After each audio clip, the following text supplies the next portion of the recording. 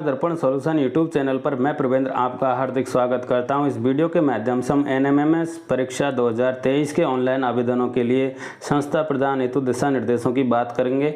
यहां पर फर्स्ट दिशा निर्देश है कि कक्षा 8 में अध्ययनरत विद्यार्थी के एनएमएमएस परीक्षा हेतु आवेदन के लिए संस्था प्रदान अपनी शाला दर्पण ID से पोर्टल ओपन कर विद्यार्थी का सिलेक्शन करें, यानी कि ऑनलाइन आवेदन करें। संस्था प्रदान संबंधित विद्यार्थी की चाही गई अर्हताओं को उनके दस्तावेजों के प्रमाणीकरण करें, यानी कि वेरीफाई करें। यदि दस्तावेज में कोई जानकारी असत्य पाई जाती है तो ये सारी जानकारी देने वाले जो संस्था प्रदान होंगे वो स्वयं इसके जिम्मेदार होंगे।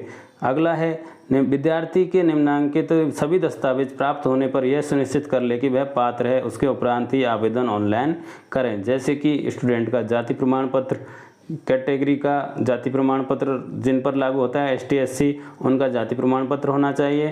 कक्षा 7 की अंक तालिका होनी चाहिए। अंक तालिका में न्यूनतम जो परसेंटेज है वो उनके पास होना चाहिए। और जो अंक तालिका है या प्रमाण पत्र है वो राजकीय विद्यालय का होना चाहिए, यानी कि स्टूडेंट ने कक्षा 7वीं राजकीय विद्यालय से ही पास की हो। एनएमएमएस ऑनलाइन आवेदन करने के लिए जो महत्वपूर्ण शर्त है कि वो स्टूडेंट कक्षा 7 में सरकारी विद्यालय में पढ़ा हो और सरकारी विद्यालय से पढ़कर 8वीं में सरकारी विद्यालय में ही पढ़ रहा है, तब ही वह एनएमएमएस ऑनलाइन जो एग्ज़ाम एनएमएमएस के ऑनलाइन फॉर्म भरे जाएंगे उनके लिए पात्र होगा। अगर कोई स्टूडेंट प्राइवेट स्कूल में अध्ययन करके आया है 7वीं क्लास और वो 8वीं में सरकारी विद्यालय में पढ़ रहा है तो वो इस परीक्षा के लिए पात्र नहीं होगा। ये चीज़ हमें ध्यान रखनी है। कैटेगरी का सर्टिफिकेट हमें लेना है। अगर स्टूडेंट SC और ST कैटेगरी का है तो उन्हें SC ST कैटेगरी के लाभ लेने के लिए उनका जाति प्रमाण पत्र हमारे पास होना चाहिए। ऑनलाइन आवेदन करने से पहले जो संस्था प्रधान है ये वेरीफाई कर लें कि जो स्टूडेंट है वो सभी शर्तें पूरी करता हो, और शर्तों के साथ में ये शर्त भी जो है हमारी कि सरकारी विद्यालय में 7वीं क्लास का उसने अध्ययन किया हो, और 7वीं क्लास जो सरकारी विद्यालय से उत्तीर्ण होंगे वही छात्र एनएमएमएस 2023 ऑनलाइन आवेदन के लिए पात्र होंगे। इसके साथ ही यहाँ पर जो कैटेगरी है सामान्य, उसमें 7वीं क्लास में 55% कम से कम बने होने चाहिए। SC ST के और जो विकलांग निःशक्तजन हैं उनके लिए 50% मिनिमम योग्यता है कि जो स्टूडेंट 7वीं क्लास में 50% बनाए थे और जो स्टूडेंट जनरल कैटेगरी के थे वो 55% बनाए थे, वो इस फॉर्म को भरने के लिए पात्र होंगे। यदि प्रमाण पत्र में ग्रेड दी हुई है तो ग्रेड के अनुसार परसेंट में परिवर्तन करके उसे भरना है। फॉर्म के अंदर हमें प्रतिशत भरना है। अब इसके प्रतिशत को निकालने के लिए हम शाला दर्पण के स्माइल टैब में जाएंगे और वहाँ पर क्लास वाइज रिजल्ट हमें प्राप्त हो जाएगा।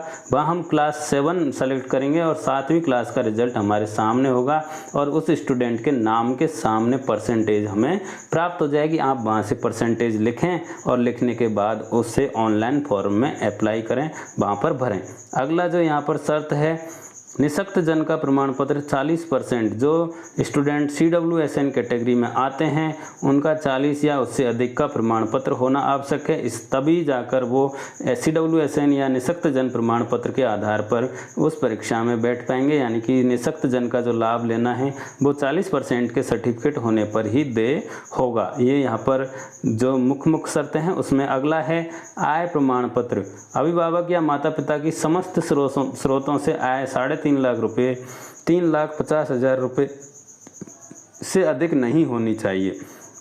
ये पहले 1.5 लाख थी, यहाँ पर ध्यान देने वाली बात है। पहले 1,50,000 रुपये थी जिसे बढ़ाकर अब 3,50,000 किया गया है। इस सत्र से यहाँ पर आय प्रमाण पत्र जो हमें लेना है, यानी कि स्टूडेंटों का वो अधिकतम 3,50,000 का ही होगा। उससे अगर ज़्यादा का आय स्टूडेंट देता है तो वो इसका पात्र नहीं होगा। तो 3,50,000 से अधिक की परिवार की वार्षिक आय नहीं होनी चाहिए। जब हम फॉर्म भरेंगे वहाँ पर हमें स्टूडेंट के माता और पिता दोनों की अलग अलग आय पूछी जाती है, तो वहाँ पर हम समस्त स्रोतों से आय जो उसको हम वहाँ पर भरेंगे।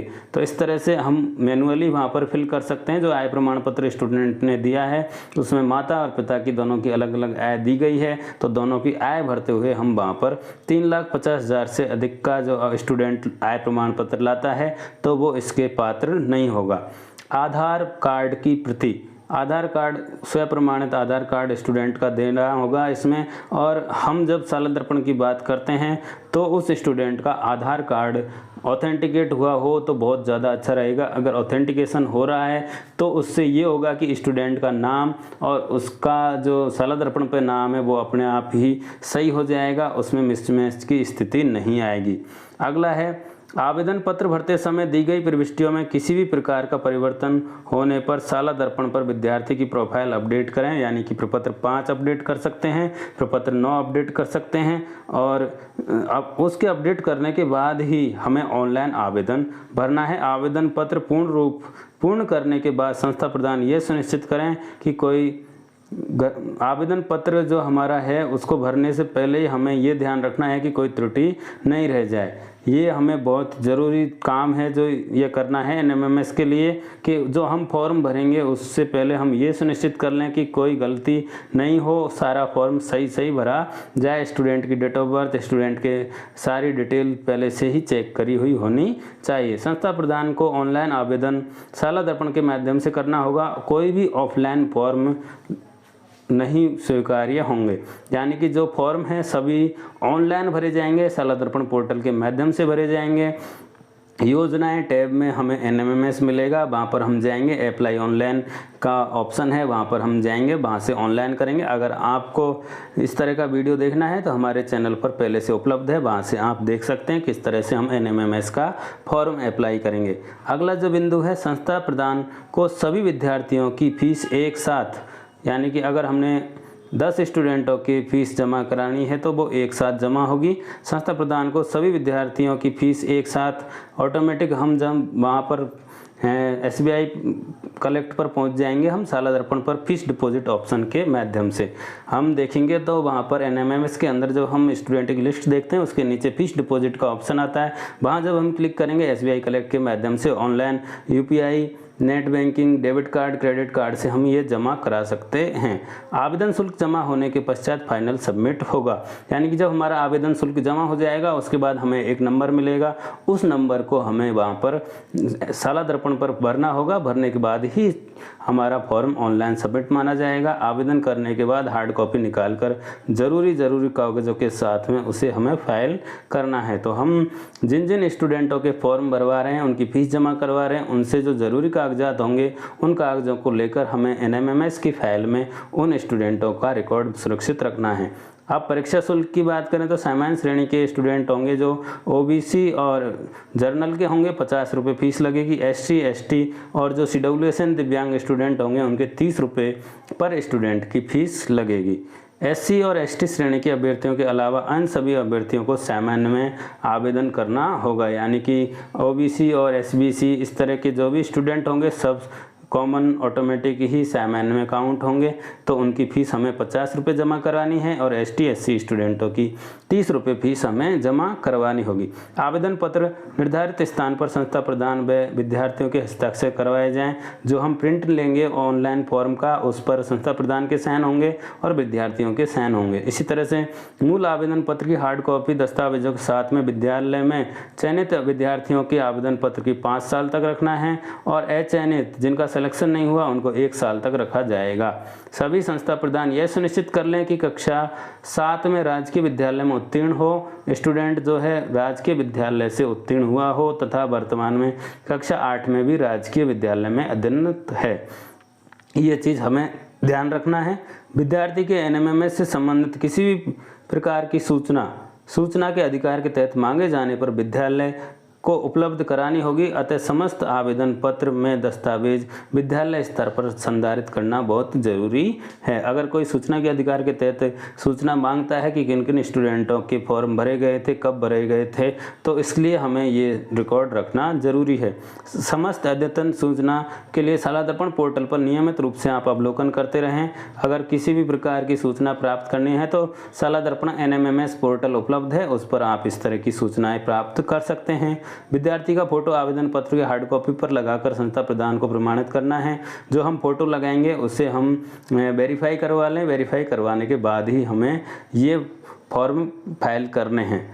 विद्यार्थी का फोटो आवेदन पत्र की हार्ड कॉपी पर लगाकर संस्था प्रधान प्रमाणित करेंगे। प्रवेश पत्र जारी होने पर भी उस पर समान फोटो लगाकर सुनिश्चित करेंगे, यानी कि हम एक जैसे फ़ोटो लेंगे और फिर उसी को हम जो प्रवेश पत्र जारी होगा उस पर भी लगाकर स्टूडेंट को एग्ज़ाम में बैठने की परमिशन देंगे। प्रवेश पत्र पर विद्यार्थी के हस्ताक्षर और फोटो संस्था प्रधान द्वारा प्रमाणित किया जाना सुनिश्चित करें, यानी कि जो हम प्रवेश पत्र देंगे एग्ज़ाम के लिए उसका जो प्रवेश पत्र है उस पर फ़ोटो जो लगेगा स्टूडेंट का उस पर संस्था प्रधान हस्ताक्षर करके फ़ोटो को वेरीफाई करेंगे। विद्यार्थी का हस्ताक्षर और फोटो संस्था प्रधान द्वारा प्रमाणित किया जाना जो बहुत ज़रूरी है। तो यहाँ पर जो फोटो और हस्ताक्षर हैं उन्हें प्रमाणित करना होगा। प्रमाणित करने के बाद ही प्रवेश पत्र को स्टूडेंट को दिया जाएगा। विद्यार्थी के नाम, जन्म तिथि और पिता के नाम में विद्यालय रिकॉर्ड और आधार कार्ड में अंतर नहीं होना चाहिए। ये यहाँ पर मैंने पहले ही बता दिया। स्टूडेंट का नाम, जन्म तिथि, पिता का नाम, ये सारा आधार कार्ड में सेम टू सेम होना चाहिए जैसे कि हमारे विद्यालय रिकॉर्ड में है। तो हमें स्टूडेंट के आधार ऑथेंटिकेशन की जो प्रोसेस है वो करनी चाहिए और स्टूडेंट के आधार में स्टूडेंट की डिटेल अपडेट करवानी होगी अगर मिसमैच है तो। सभी विद्यार्थियों के आवेदन पत्र में दस्तावेज फाइल बनाकर हमें सुरक्षित रखनी होगी। हमें फाइल बनाकर इस चीज़ को सुरक्षित रखना होगा। उसके बाद में नेशनल स्कॉलरशिप पोर्टल की गाइडलाइन के अनुसार पालना करनी होगी। जब स्टूडेंट का चयन हो जाता है तो एनएसपी पोर्टल पर जाकर इनके आवेदन करने होंगे। आवेदन को स्टूडेंट ऑनलाइन फिल करवाएगा और उसके बाद में विद्यालय पर ये फॉर्म आएंगे और उन फॉर्मों को समय समय पर वेरीफाई करके आगे फॉरवर्ड करना होगा। अगर कोई गलती है तो रिजेक्ट करके स्टूडेंट से सही करवाकर वापस से उस फॉर्म को ऑनलाइन करवाना होगा। तो अभी तक जो नियम था उसमें कक्षा 9 में 55 और 60% का नियम था, कक्षा 11 में भी 55 और 60% का नियम था। अभी जो वर्तमान में लेटेस्ट अपडेट किया गया है उसमें स्टूडेंट सिर्फ 9वीं और 11वीं में उत्तीर्ण होता है बिना किसी ग्रेस के। उत्तीर्ण जो स्टूडेंट है वो भी अगले साल पात्र होगा अपना स्कॉलरशिप लेने का। 11वीं में स्टूडेंट पास हो रहा है, सिर्फ पास हो रहा है तो भी वो उसका फॉर्म अप्लाई करेगा। इसी तरह से 9वीं क्लास में भी स्टूडेंट सिर्फ पास हो रहा है, उसके 60% 55% नहीं बन रहे तब भी वो अप्लाई कर सकता है। इस तरह का संशोधन भी अब किया गया है। 10th के अंदर उस स्टूडेंट को 60% बनानी ही पड़ेगी तब जाकर वो अगले साल के लिए योग्य होगा। तो अगर स्टूडेंट इन नियमों का पालन नहीं कर पा रहा है तो वो अपने आप ही अगले साल जो स्कॉलरशिप मिलने वाली है उसका अपात्र हो जाएगा। इसी तरह से अगर फॉर्म नहीं भरता है स्टूडेंट तब भी वो अपात्र हो जाएगा, इसलिए उसे कंटिन्यूस आगे एनएसपी पोर्टल पर फॉर्म भरने होंगे। यहाँ पर हम अगली बात करते हैं एनएमएमएस योजना से संबंधित विज्ञप्ति और दिशा निर्देश तथा आदेश दस्तावेजों का फाइल बनाकर भी हमें सुरक्षित रखना है।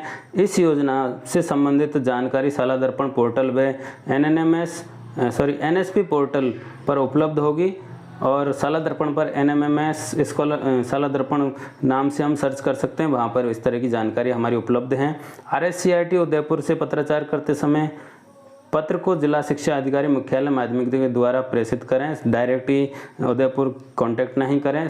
हम अपना पत्र जिला शिक्षा अधिकारी मुख्यालय माध्यमिक को भेजेंगे और वहाँ से वो आगे इसको भेजेंगे। ऑनलाइन आवेदन करने के लिए किसी भी प्रकार का संशोधन का विकल्प नहीं है, इसलिए हमें संशोधन नहीं कर पाएंगे, ये ध्यान रखना।